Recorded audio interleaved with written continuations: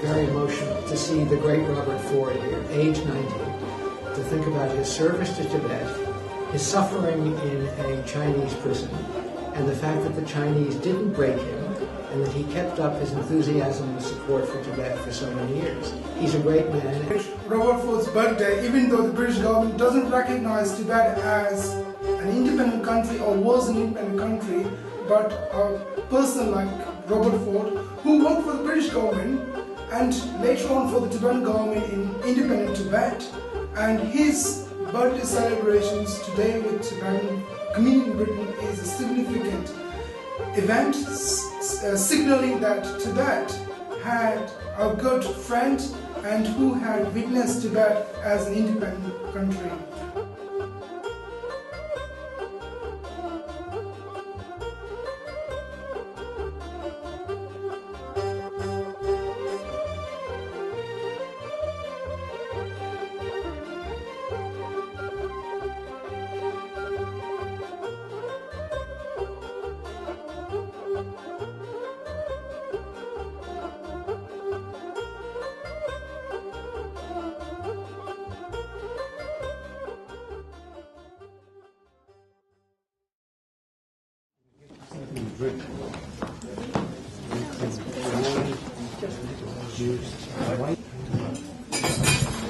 Tashi Dile.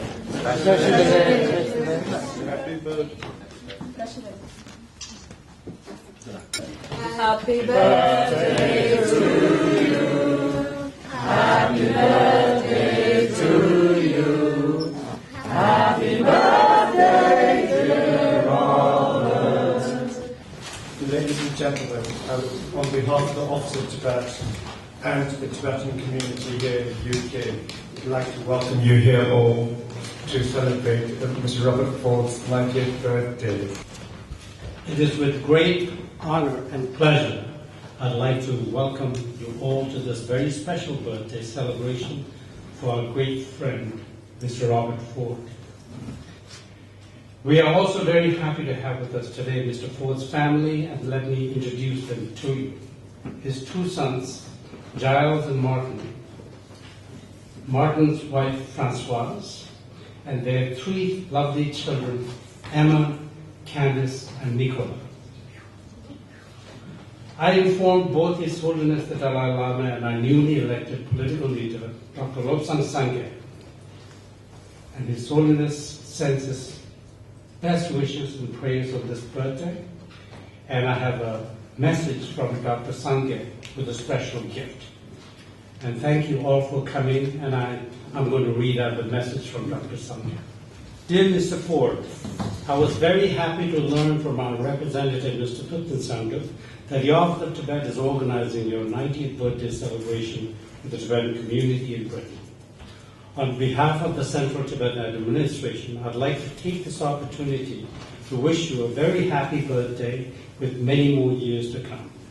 I also want to use this occasion to present you with the enlarged Tibetan currency of 100 sangs for your back wages owed to you by the Tibetan government for your many years of dedicated service when Tibet was a sovereign and independent nation.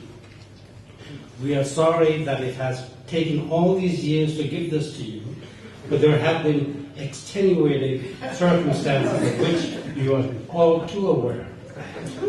We offer you many congratulations and sincere appreciation for all you have done for Tibet and her people during this lifetime. Thank you, and Tashi Dele, Dr. Lobsang Sangye, Sikkim.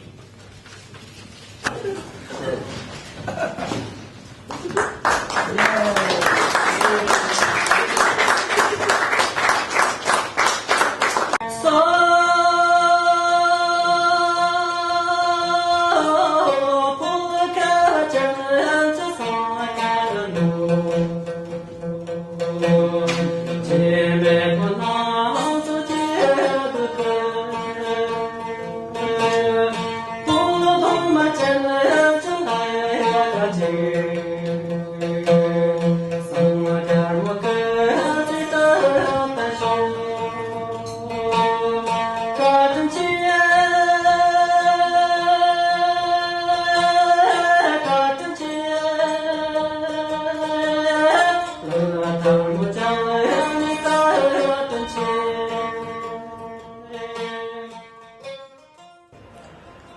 always known my father has a very special place in his heart for Tibet. And I remember as a child him telling to myself and my brother all kinds of marvelous stories about his time in Tibet.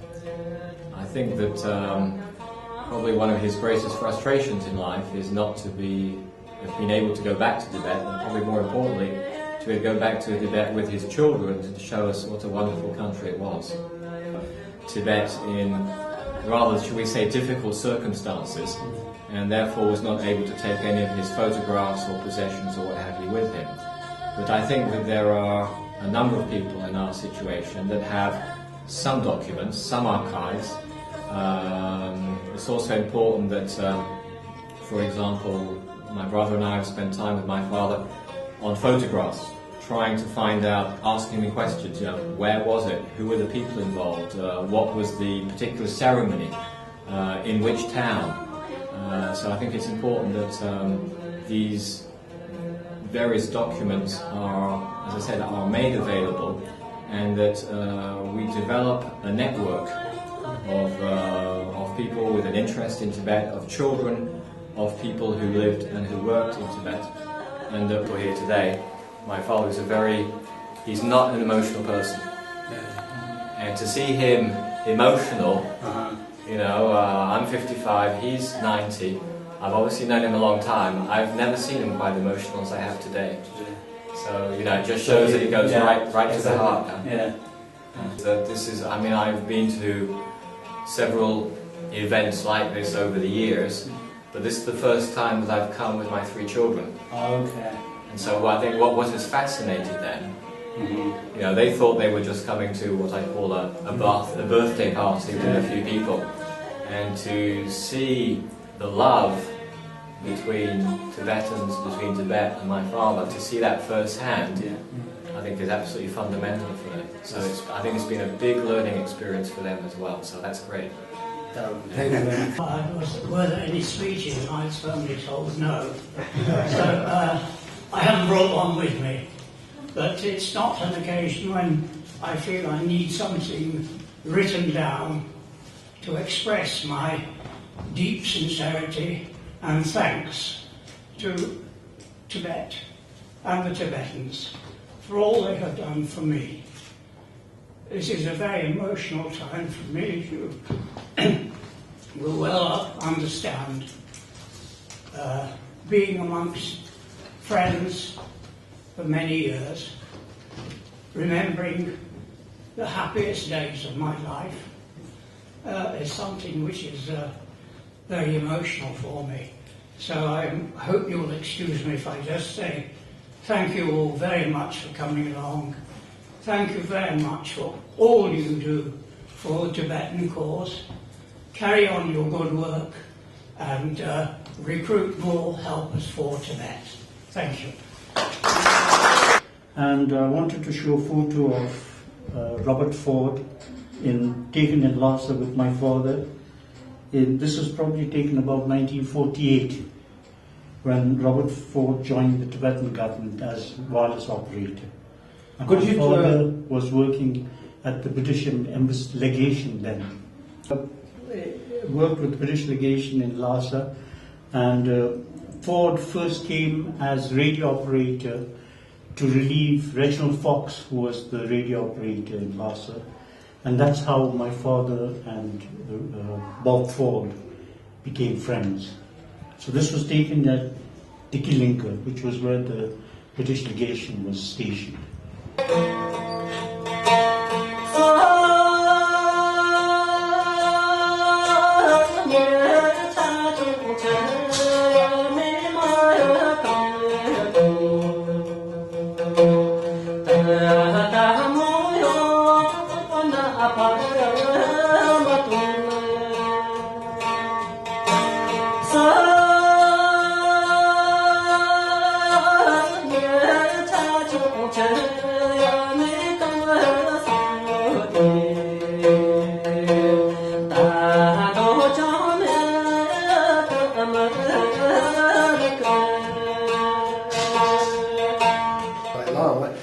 I've been tracing the Western people who were in Tibet up until 1950. There were only 86 between the British invasion of 1904 and 1950 who actually reached Lhasa. There were quite a number who went to Yatong Township and quite a number who went to Gyansi Township. After 1947, which were handed over to India on independence. Hugh Richardson, who was the last head of mission, said on independence that or later when the Chinese cracked down on Tibet after the PLA moved in, that the British had sold Tibet down the river. And he got himself into a fair bit of hot water for that.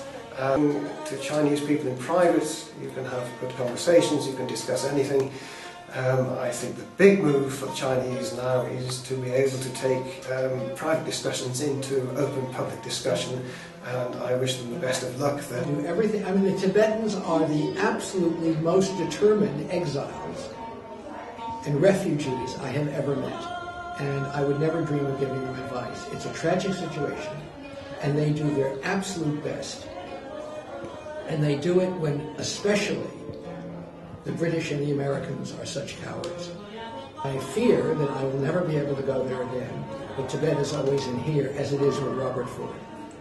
His families, his grandchildren, his niece, and what we have seen here today is his legacy. The things that he has seen in Tibet, independent Tibet, is now passed on to second and third generations of British people. So that is a great contribution he is leaving behind.